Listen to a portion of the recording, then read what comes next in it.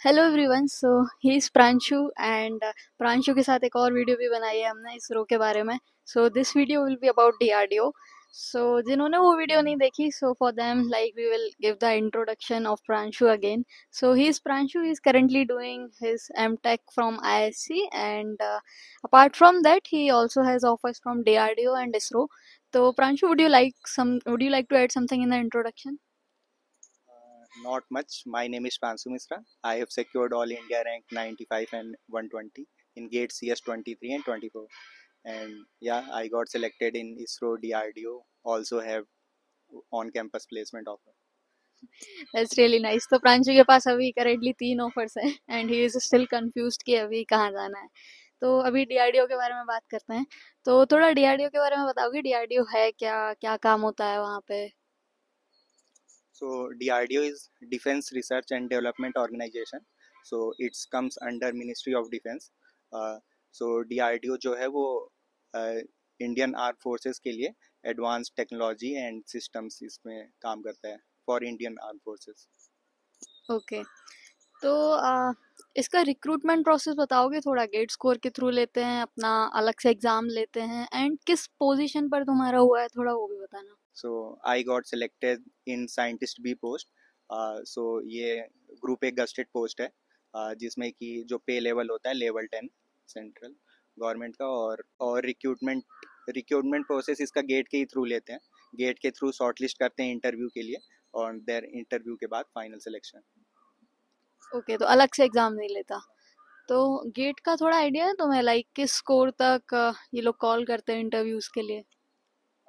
सो जो general category के लिए है, अनरिजर्व कैटेगरी, उसमें 697 स्कोर तक कट ऑफ गया था।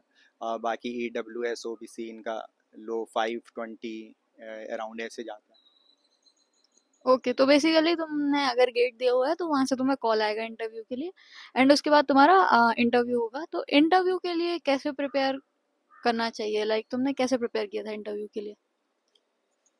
सो इंटरव्यू के लिए बहुत ज़्यादा तो मैंने प्रिपेयर नहीं किया था, क्योंकि ऑलरेडी आप गेट से शॉर्ट लिस्ट होके आते हैं, तो सब आपका ज़्यादातर प्रिपेयर ही रहता है और सब अच्छे ही बच्चे रहते हैं। तो मैंने बहुत ज़्यादा प्रिपेयर नहीं किया था, मैंने अराउंड 4-5 डेज प्रिपेयर किया होगा। और वो भी मैंने जो मोस्ट कॉमन सब्जेक्ट होते हैं, क्योंकि और एक इसमें बता दूं कि जब जैसे कि ऑनलाइन मैंने भी सर्च किया था डीआरडीओ इंटरव्यू एक्सपीरियंस वगैरह, तो उसमें जब आप देखेंगे तो जो प्रीवियस ट्रेंड था इंटरव्यू का, वो मतलब जनरली ऐसा था कि उसमें पूछते थे कि तुम्हारे फेवरेट सब्जेक्ट्स क्या है, 4-5 सब्जेक्ट्स बता देते और फिर उससे पूछते थे।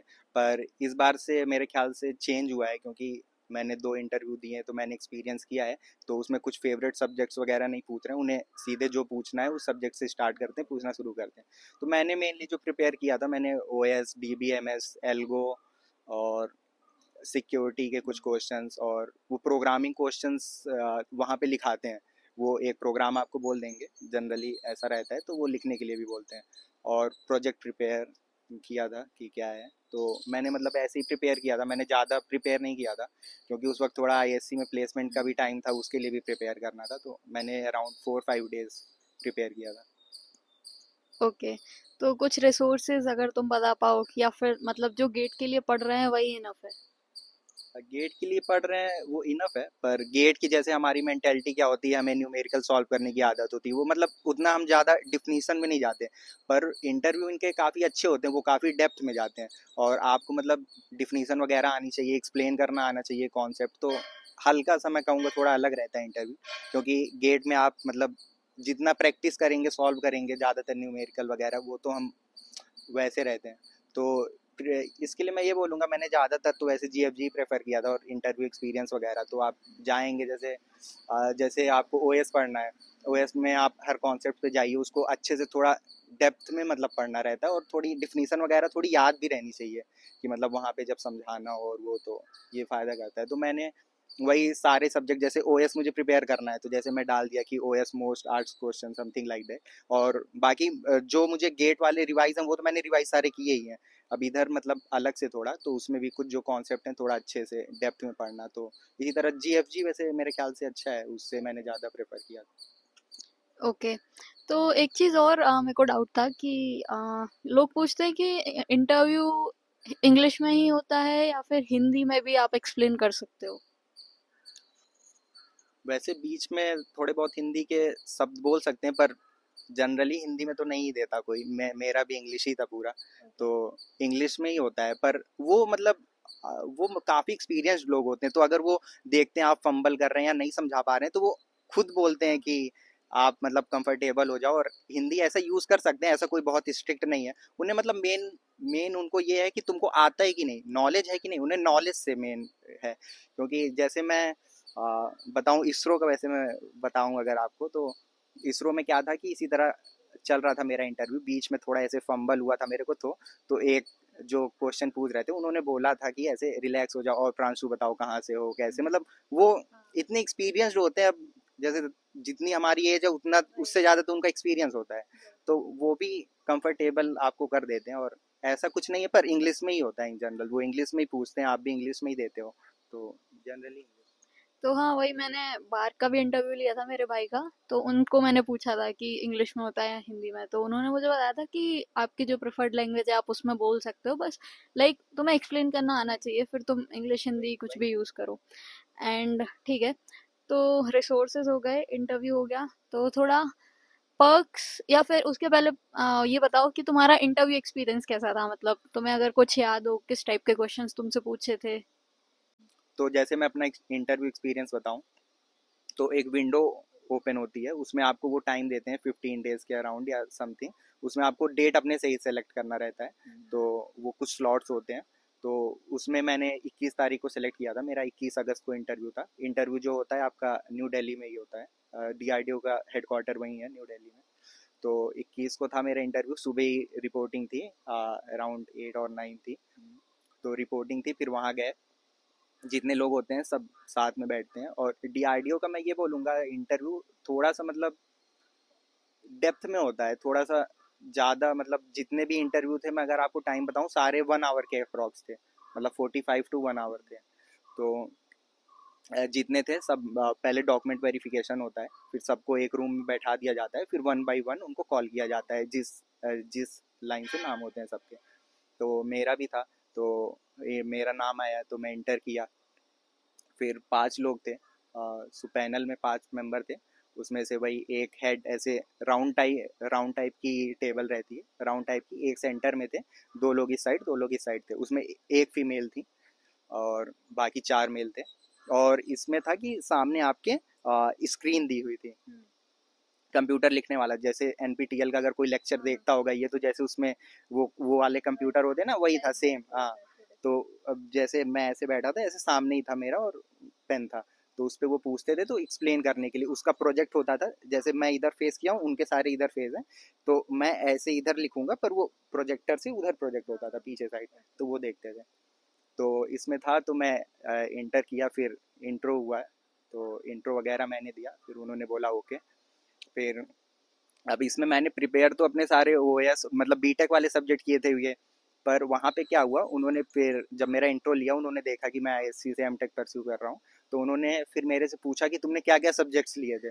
तो उन्होंने सारे मेरे सब्जेक्ट्स नोट डाउन किए, तो मैंने सारे उनको बताया कि कंप्यूटर आर्किटेक्चर, डा, और लीनियर अलजेब्रा ऑप्टिमाइजेशन, तो सारे 1 बाई 1 उन्होंने सारे सब्जेक्ट्स, गेम थ्योरी, सारे उन्होंने सब्जेक्ट्स नोट डाउन किए।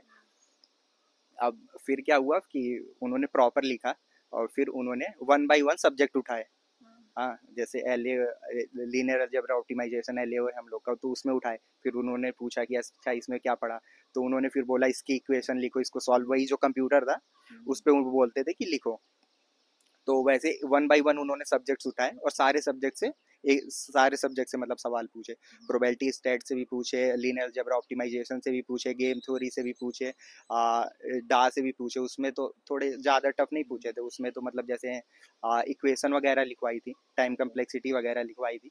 और जैसे मैं बोला कि इसमें प्रोग्रामिंग जरूर पूछते हैं मतलब जनरली, तो उन्होंने मेरे को प्रोग्राम दिया था, डेसिमल टू बाइनरी कन्वर्जन का शायद दिया था, पर बाइनरी टू डेसिमल ऐसे ही था। पर वो थोड़ा सा इजी ही होता है, पर उसमें भी उन्होंने डेसिमल वाला दिया था, पॉइंट 15.26, उसमें भी बोला कि वो वाला लिखो। तो वो दिया था, वो जो मैम थी वो पूछ रही थी मेरे से ये। और फिर ग्राफ्स के भी मेरे से क्वेश्चन पूछे थे। कि कैसे ग्राफ रिप्रेजेंटेशन और बाकी वो सब, वही जो स्क्रीन था उसी में लिख लिख के सारे समझाने थे। प्रोबेबिलिटी के काफ़ी सारे क्वेश्चन पूछे थे। तो यही सारे क्वेश्चन मतलब उन्होंने पूछे थे। और जो मेरा मतलब एक एक सब्जेक्ट पे काफ़ी देर देर तक हो रहा था, जैसे 5-6 सब्जेक्ट्स मैंने बताए थे, तो सारे सब्जेक्ट्स पे मतलब 10 to 15 मिनट सारे पे डिस्कशन चल रहा था। अच्छे से क्या पढ़े वो क्वेश्चन पूछते जा रहे थे। और जो मेरा इंटरव्यू का टोटल टाइम ड्यूरेशन था वो 1 hour 6 मिनट था अप्रॉक्स। हाँ, तो इंटरव्यूज़ का काफ़ी लंबा होता है और अच्छे से डेप्थ में पूछते ओके। अच्छा, तुम्हें ये याद है क्या, मतलब रजिस्ट्रेशन किस टाइम पर हुआ था अप्रॉक्स, फिर इंटरव्यू किस टाइम पर हुआ था, लाइक किस मंथ में हुआ था, एंड रिजल्ट्स कब आए थे, एंड ज्वाइनिंग कब होगी, थोड़ा अगर आइडिया हो तो। सो इसका जो मैंने अप्लाई किया था, सो 2023 में अराउंड सितंबर अक्टूबर नवंबर इन्हीं मंथ में आया था कुछ। तो अक्टूबर नवंबर में आई थिंक मैंने अप्लाई किया था। और फिर ये उसमें गेट स्कोर से 3 ईयर का गेट स्कोर ले रहे थे। सो मैंने 3 ईयर 23 22 21 3 ईयर का ले रहे थे, मैंने 23 वाले से अप्लाई किया था। फिर इसका गेट स्कोर तो फिर उन्होंने जो शॉर्ट लिस्ट निकाली, फिर उसके बाद इंटरव्यू तो बताया जैसे मैंने अपने से ही शेड्यूल करना होता है कि कब देना है। सो मेरा 21 अगस्त को था, 2024 को। और उसके बाद जो इसका रिजल्ट आया वो अक्टूबर में आया था, 21 आई थिंक, हाँ 21 अक्टूबर को आया था। पहले इसका ही आया था। और जिस दिन रिजल्ट आया था मेरा डीआरडीओ का, उसके अगले दिन ही मेरा इंटरव्यू था जिस कंपनी में मेरा प्लेसमेंट हुआ है।